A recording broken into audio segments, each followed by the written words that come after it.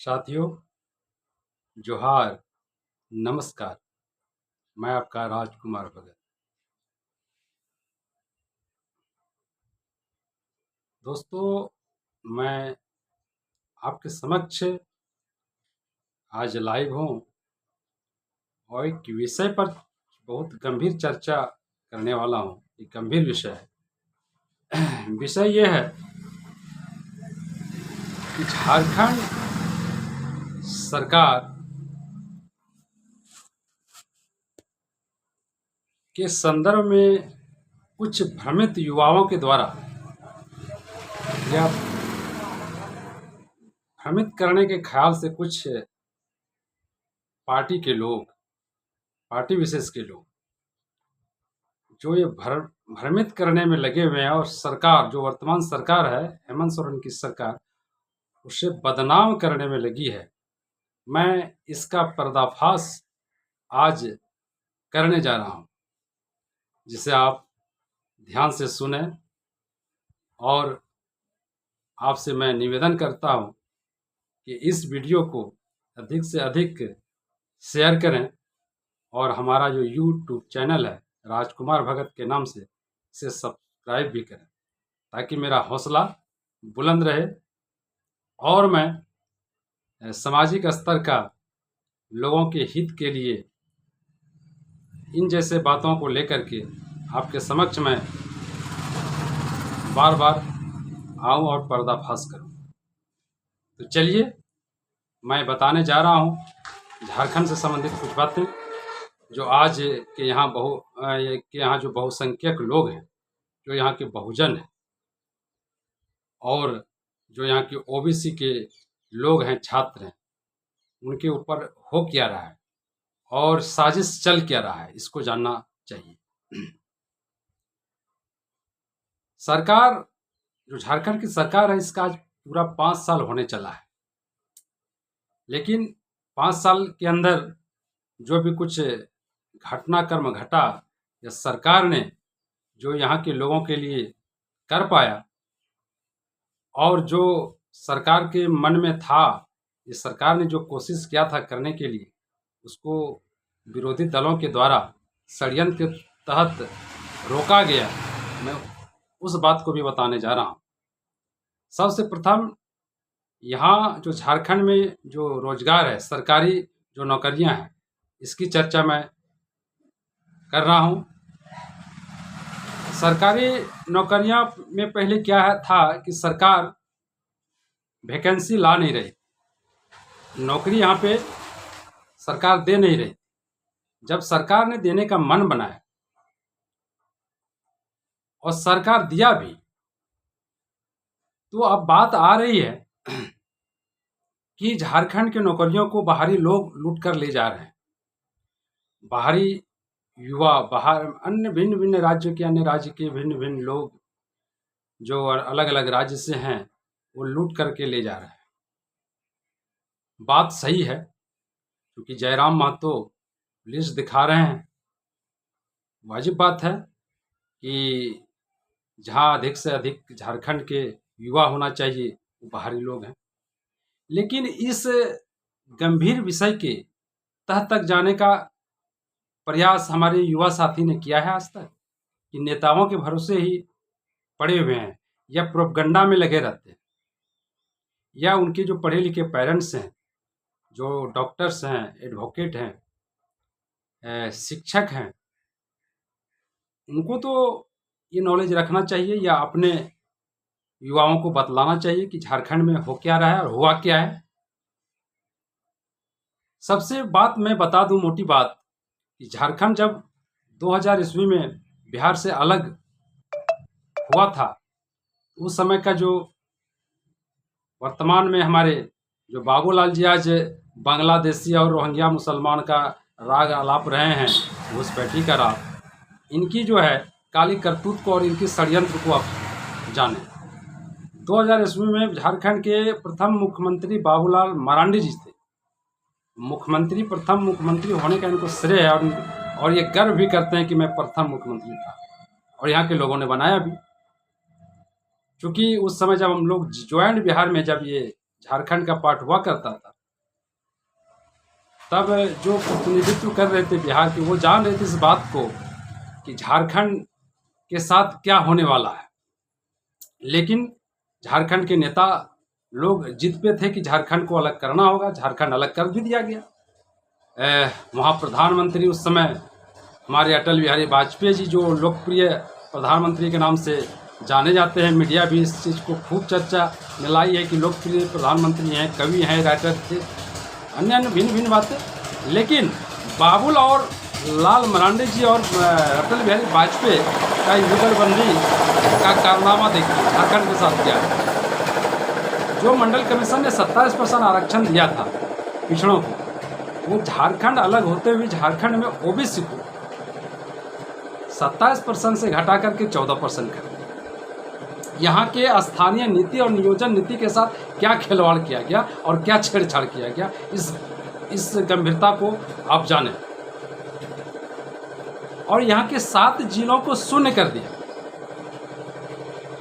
जब यहाँ के बाबूलाल मरांडी प्रथम मुख्यमंत्री थे, जब पहले से पूर्व से ये निर्धारित है कि 50% आरक्षण लागू, एसटी, एससी, ओबीसी को मिला करके, और 50% यहाँ का जो बाकी रिक्ति था उसको क्या कर दिया बाबूलाल मरांडी जी ने, ओपन कर दिया। बाबूलाल मरांडी जी के कार्यकाल में तो 50% ओपन था, 50% बाहरी लोग आकर के जो नौकरी ले जा रहे थे और वो अधिकार रखते थे, उस पर उन्होंने कोई सीलिंग नहीं किया। अब आइए रघुवर जी के राज पे। रघुवर जी जब मुख्यमंत्री थे, पूरे 5 साल कार्यकाल इन्होंने पूरा किया, भाजपा के मुख्यमंत्री, और इन्होंने भी उस स्थानीय नीति और नियोजन नीति के ऊपर ध्यान नहीं दी। ये तो और लूट मचवा दी। जो 50% का ओपन जो था, छत्तीसगढ़ से, यूपी से, बिहार से ला करके, जो है बंगाल से, उन्हें अनेक राज्य, जो भी राज्य आना चाह रहा था, ला करके जो है सबको नौकरी दे दिया। टीचर हाई स्कूल में और भी तरह के जो भी उनके समय में जो वैकेंसियां आई थी। लेकिन रघुवर दास जी ने सीलिंग लगाने का काम नहीं किया, और उस समय भी 7 जिला में ओबीसी शून्य रहा। 50% तो पूरे झारखंड में। लेकिन क्या हुआ और देखिए, जब ईडब्ल्यूएस आया, हमारे माननीय प्रधानमंत्री मोदी जी ने पूरे देश में ईडब्ल्यूएस, इकोनॉमिक वीकर सेक्शन वाले को, यानी कि अगड़े जातियों को, खुले तौर पे मैं कह सकता हूं कि अगड़ी जातियों के लिए है, जिसे सुदमा कोटा भी कहा जाता है। ईडब्ल्यूएस 10% जब लागू करवाया गया, तो उस समय झारखंड का क्या दुर्दशा हो गया कि जो 50% आरक्षण था वो झारखंड में आकर के 60% हो गया, बच गया 40% सीट। उस 40% सीट को सीलिंग रघुवर दास जी ने की, जबकि उस समय कर सकते थे, स्थानीय नीति और नियोजन नीति बना सकते थे, क्योंकि भाजपा के मुख्यमंत्री थे, मोदी जी सेंट्रल में थे, 9वीं अनुसूची में डालवा सकते थे, यहाँ की स्थानीय नीति को सही कर सकते थे, यहाँ के युवाओं के भविष्य का निर्माण हो सकता था। वही कारण है आज तक जो कि हेमंत सरकार चाह के, इंडिया गठबंधन की सरकार चाह के वैकेंसी नहीं दे पा रही, कि एक तरफ घड़ा का जो है पेंदी फटा हुआ है, जल डालो वो बाहर निकल जा रहा है। सरकार चाह रही कि यहाँ के युवाओं को मिले, इसीलिए इन्होंने 1932 का खतियान को लाया कि नियोजन नीति या स्थानीय नीति यहाँ का दुरुस्त हो सके, लागू हो सके। ओबीसी को 27% आरक्षण के लिए इन्होंने पहल किया था, जाति आधारित जनगणना के लिए भी पहल किया। कैबिनेट ने मंजूरी दे दिया, लेकिन महामहिम राज्यपाल के यहाँ रुकवा दिया गया। राज्यपाल जी तो केंद्र के ही लोग होते हैं, केंद्र से जो जहाँ जिनको भेजा जाता है वो सत्ताधारी लोग होते हैं। आज देखिए झारखंड में वर्तमान महामहिम राज्यपाल, उनका स्वागत भी है झारखंड में। संतोष गंगवार जी को लाया गया, वो भाजपा के कैबिनेट में अटल बिहारी वाजपेयी से मोदी जी तक के मंत्रालय में वो मिनिस्टर रहे सेंट्रल में, उनको राज्यपाल बनाया गया। तो जब भाजपा संघ परिवार से आरएसएस के लोग आते हैं तो वो उन्हीं के लिए काम करेगा ना, उनका मानसिकता वही है ना। तो राज्यपाल ने वही किया,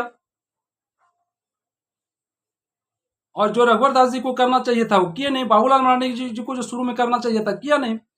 काम ये किया कराया धराया सारा चीज है भाजपा वालों का, भाजपा के लोगों का, लेकिन मढ़ा किसके ऊपर जा रहा है? हेमंत सरकार के ऊपर, हेमंत सोरेन के ऊपर, इंडिया गठबंधन के ऊपर। तो युवाओं को ये समझना होगा कि जब तक अब झारखंड की सरकार चाह रही कि 9वीं अनुसूची में ये हमारा कानून बन जाए, दर्ज हो जाए, राज्यपाल के यहां से भेजा नहीं जा रहा है केंद्र के इशारे पे। अब हेमंत सरकार के पास कोई चारा नहीं है, इनके सेंट्रल में कोई लोग नहीं है। जब तक सेंट्रल में गैर भाजपा सरकार नहीं बनेगी तब तक झारखंड का स्थानीय नीति का निर्माण नहीं हो सकता है।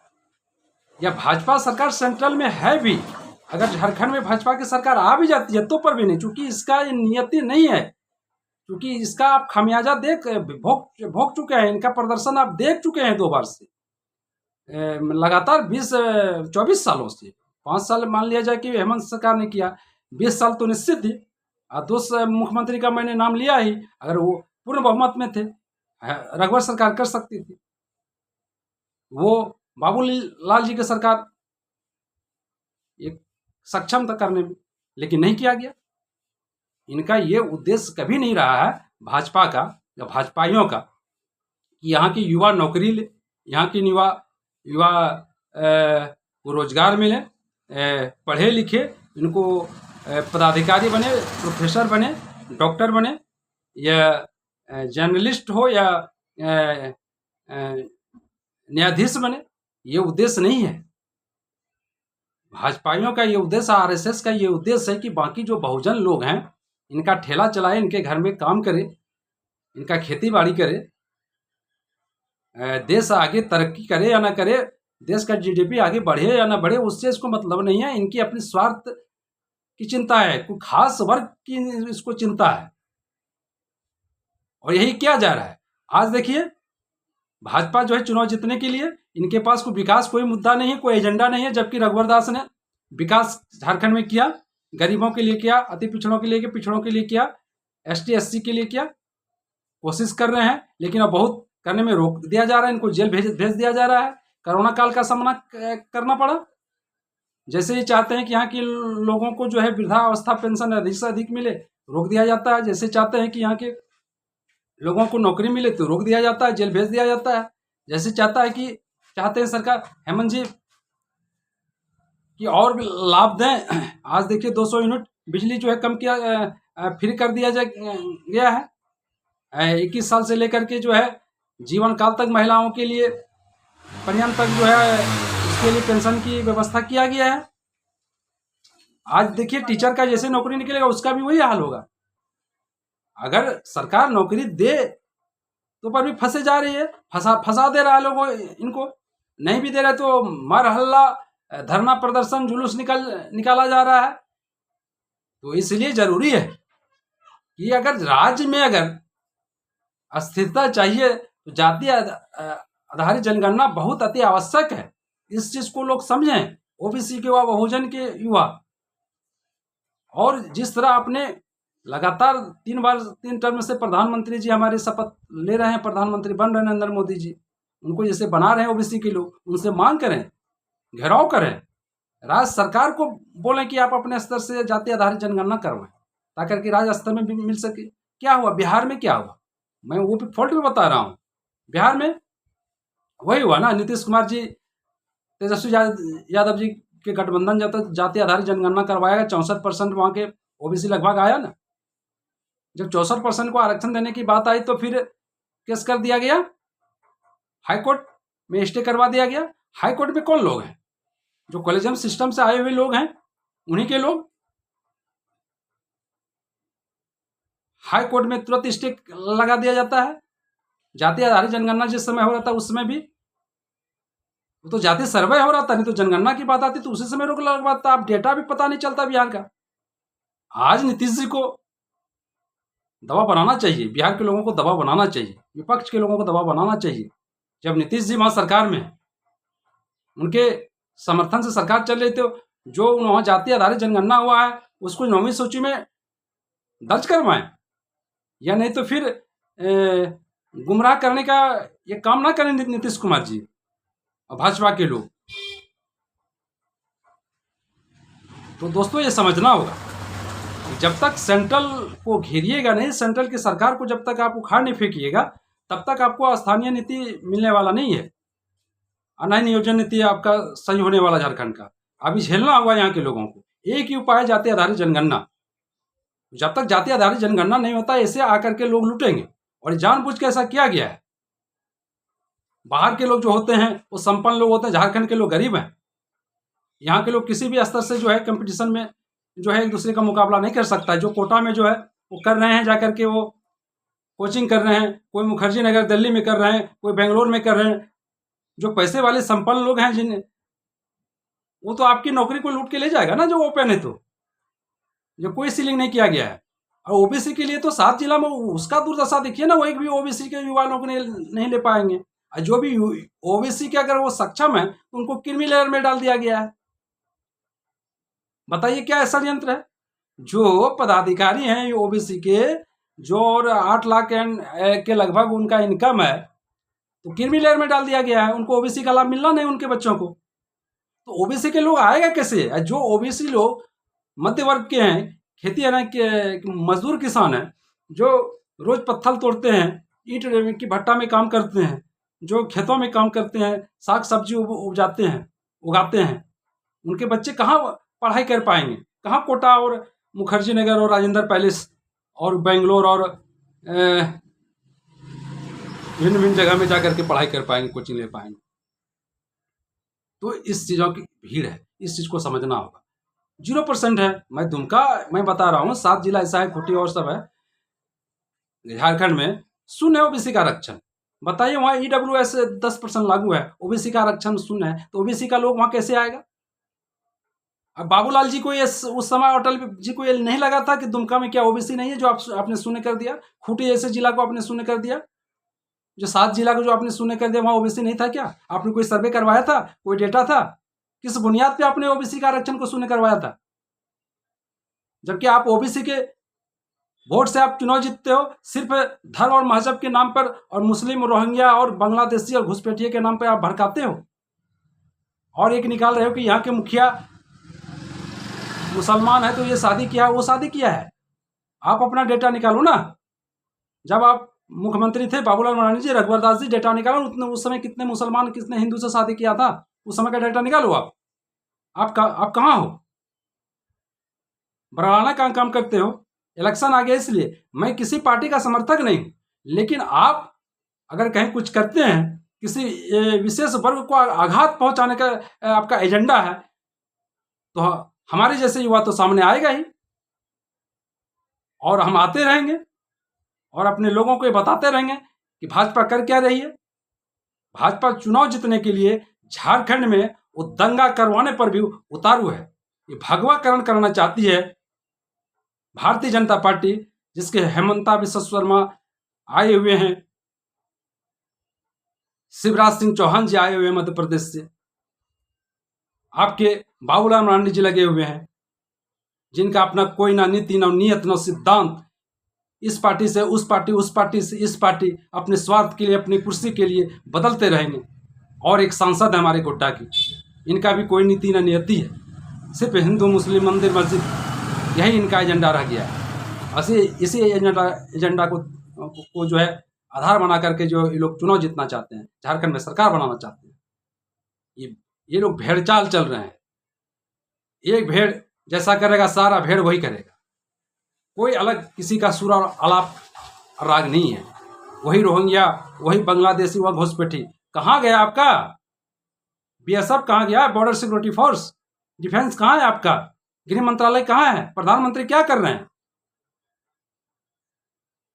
मूली उखाड़ रहे हैं, गाजर उखाड़ रहे हैं आप लोग।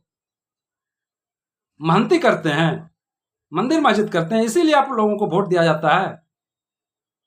पीएमओ में बैठिए, आप अपना डिफेंस विभाग संभालिए, कहाँ क्या हो रहा है देखिए। उसके लिए सर जनता जो हम लोग ओबीसी जो है 90% लोग हम लोग जो है टैक्स देते हैं, दिन रात खटते हैं, कमाते हैं, उसके लिए टैक्स देते हैं, सर्विस टैक्स देते हैं, आपको सर्विस चार्ज देते हैं। स्वास्थ्य सुरक्षा कौन देखेगा? शिक्षा कौन देखेगा? उसके लिए हम लोग आपको सुबह से लेकर के शाम तक के दिनचर्या के काम में जो आने वाली वस्तु हैं, चीज़ें हैं, उसके द्वारा हम टैक्स पे किया जाता है। मोबाइल लेते हैं उस पर टैक्स, चार्ज करवाते हैं उस पर टैक्स, चाय पीते हैं उस पर टैक्स, दूध पीते हैं उस पर टैक्स, बिस्किट खाते हैं टैक्स, साइकिल पे चढ़ते हैं टैक्स, हर चीज़ पे टैक्स देते हैं आपको। पेस्ट यूज करते हैं टैक्स, कलम कॉपी किताब यूज करते हैं, कफन लेते हैं उस पर टैक्स देते हैं। शर्म नहीं आती है आप लोगों को? सिर्फ भगवाकरण करने पे उतारू हैं। ये नहीं देख रहे हैं कि एक विषय ओबीसी जो वर्ग है, जो बहुसंख्यक है, उसके ऊपर क्या अत्याचार कर रहे हैं। इस बात को जिस दिन यहाँ के युवा, झारखंड के युवा समझ जाएंगे, उस दिन जो है इनकलाब हो जाएगा सड़कों पे।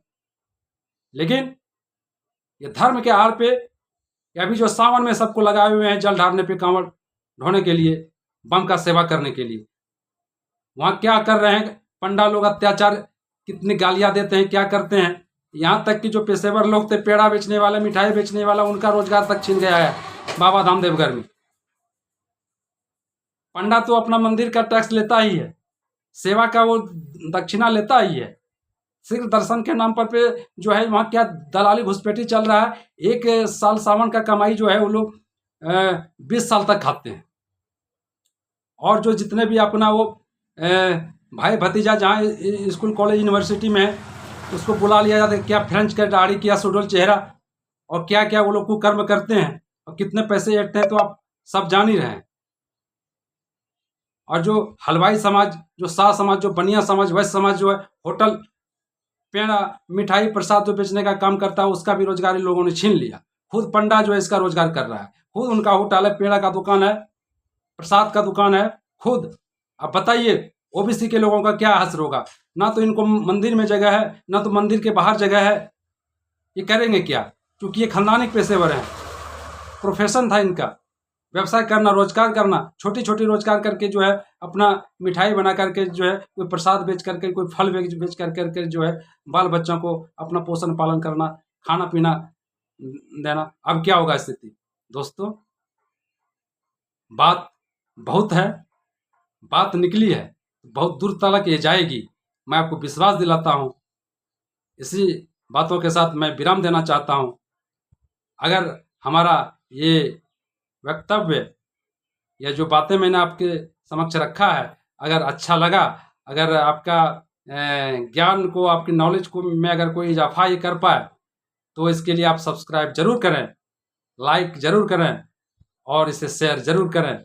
आपका राजकुमार भगत, सोशल एक्टिविस्ट, झारखंड, गोड्डा।